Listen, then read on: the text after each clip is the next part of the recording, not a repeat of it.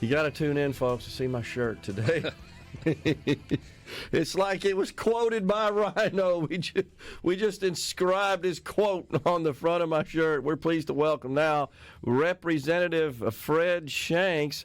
He announced yesterday he is a candidate for mayor of the great city of Brandon. What about it there, Representative Shanks? Oh, glad to be here, Gerard. And I love the shirt too, man. It's awesome. Yeah. I'm gonna have to get one. I feel like I need to wear this, Rhino, every time I'm out speaking, especially to the high school and the college kids, just so they understand how the game works. Yeah, just let them know what time it is. Exactly. All right. So I saw you out there on the social media land with some photos of you signing the paperwork. I did. Right? Officially registering that you were a candidate. That's right. I had my daughter with me, who's 13, and kind of wanted to show her how the process works. And I told her, when you feel like you're doing the right thing, you got to go with it. Life is not a dress rehearsal. Yeah. And I took her with me to kind of show her the process. And, if you want things to go a certain way or you want to run something that you feel is the right way to do it, then you got to get after it. Yeah. So we went ahead and qualified yesterday, and I made an announcement, and the response has really, really been overwhelming. Okay. It's still going on. I'm still trying to catch my team, and I were trying to catch up and answer everybody, and a lot of people have texted and called, and really, really appreciate it of all that. Now, you've been a resident of Brandon for a long time, right? Oh, yeah. Originally, like you, from Jackson, South Jackson, and we moved to Crossgates when I was around in the third grade. Now, Crossgates is OG Brandon. If you did some time in Crossgates, you were official. You were a Brandonian.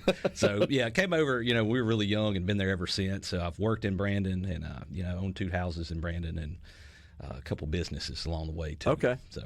All right, so you've got a grasp of the city and all the functions of the city. You're familiar with that, and the alderman as well. Yeah. I was I did a brief term it was a special election for a term in alderman. It was about 6 months, so I got in there, did that. Had some family obligations come up, so I checked out after I finished that special term, and obviously I've been in politics on the backside the whole time until I got into the House in 2018. So do you feel like, Representative Shanks, your experience as a member of the House would also serve you well and be beneficial in your role as the mayor of Brandon? Absolutely. It goes hand in hand. Obviously, as you know, and a lot of your listeners know, in the legislature, you're working with municipalities all the time.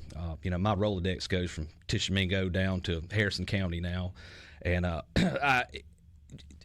if you can lead a group of legislators, I'm a 2-time committee chairman at this point. Yeah. And we kind of had a similar conversation off air just a few minutes ago, but if you can get some type A personality legislators to work together and to pass a bill, which I've done multiple times now, hey, you can do anything. Yeah. So you'll take that into office. Absolutely. If you're fortunate to be elected as mayor. Yeah, absolutely. Anything in particular that if you get seated as the mayor, you want to start working on right away? Yeah, kind of my immediate plan would be public works. I want to get in there, figure some things out. I want to look at all the contracts we currently have. I want to look at the project list we have and deep dive into that. And I want to have an audit done and kind of see, where we're at and what we've been doing the past 12 years, really. And I really would like to bring in some transparency. Okay. You feel like that the people of Brandon, have they kind of expressed that as something they'd like to see as well? Yes. So for the past really year and a half, I've had a lot of people asking me to run. That goes from citizens to people who have worked with the city, former employees, current employees, and a lot of elected officials too. And I really made my mind up, as you know, probably several weeks ago. Yeah. And after that, it's always something I've wanted to do. Bottom line, the job of mayor is to be the salesman. Yeah. And to be the salesman, you've got to have personality. And, I've got a lot of that. And it has taken me places that I didn't think I would be able to go in the legislature. I've been able to move up pretty quickly, and I'm in leadership. And, that's something that I know I can bring day one. Well, I noticed shortly after you qualified, went through that process, that a number of your colleagues in the Mississippi House came out and expressed their support. Yeah, that was really heartwarming. It was. I noticed that. Got a few outlaws in there, but I love them. I love them, and I've learned a lot from them. And that's another benefit of being in the legislature is that you see what's going on in everybody else's cities. Yeah. And kind of the good and the bad, and you hear from everybody. And of course, we all talk. Got a lot of downtime, so we're talking about what everybody's up to. So I can kind of take pieces from everybody. Yeah. And very beneficial. In cities, municipalities, their needs, generally speaking, are common in nature. So I think when you talk about just having knowledge and relationships across the state, that could be beneficial. Working with other city leaders, other mayors, Absolutely. other councils, board of aldermen. Yeah. I mean, if you have a coalition, it's going to take you so far. Yeah. You'll be able to get so many things accomplished. And, certainly, that's what we do every day at the Capitol. Yes. And, I'm on Ways and Means Committee, so, I'm dealing with a $7 billion budget. And, that's just yet another thing I can apply in a smaller form. And a lot of decisions that get made with respect to Ways and Means policy and law affect municipalities. Absolutely. Well, for instance, like what you worked on, the Amazon deal. Yeah. We were privy to all that information before the public was and got to be a big part of that. Yeah, it's a huge part of structuring that deal was working that through the county and city level as well, no doubt about it. So what's your campaign going to look like? You going to be out there knocking on doors? How are you going to get the word out? Oh, yeah. Well, I'll be on social media, as I always am, and just hitting the circuit, I have not had an opponent since 2018, so got to kind of kick that back on, That was nice. But, I enjoyed campaigning when I came out. I did it. I had a little bit of help, but I really learned on the fly. And because, as you know, campaigning is a whole business upon itself. And kind of figured some things out and made do with what I had when I ran in 2018. So I'm kind of going back through my old playbook. Okay. And it really has been fun. It's been fun. So just at night, I've been just taking notes, and I've got a really good team that I've been able to form, a bunch of good friends of mine, and some real, political players. And it's been kind of fun to kind of kick that back on, see where everybody's at, see what your strengths, your weaknesses are, and all that. So, yeah, that's I've been enjoying that. Do you see campaigning for a representative position, is that an office there, is that different than a municipal office? A little bit because of the issues, but it's really going to be very similar.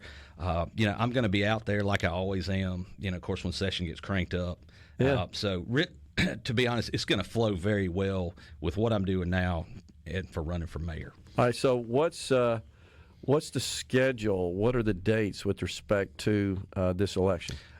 Well, I've already qualified. I think you can qualify till the end of the month. Okay. But the primary is April 1st. Okay. So, in Rankin County, it's over at the primary. Right. So it'll be a quick campaign, really. Okay. April 1st. That's it. And then, likely would be over just given the makeup of Rankin County and the city of Brandon and so forth. I mean, the city has got a tremendous amount of strengths. It's a growing city. It's been thriving somewhat. Yeah. Had a lot of people move in. I would say I'm 47, so kind of in my age group. Husband, wife, a couple kids. Yeah. It's really turned around. For a long time, it was really kind of a bedroom community of Jackson. Yeah. And I think it's transformed a lot since then. Okay. So if you're fortunate and you win and you prevail, then your seat would be vacated there in the House. I know. Look, that's I've kind of had to wrestle with that a little bit.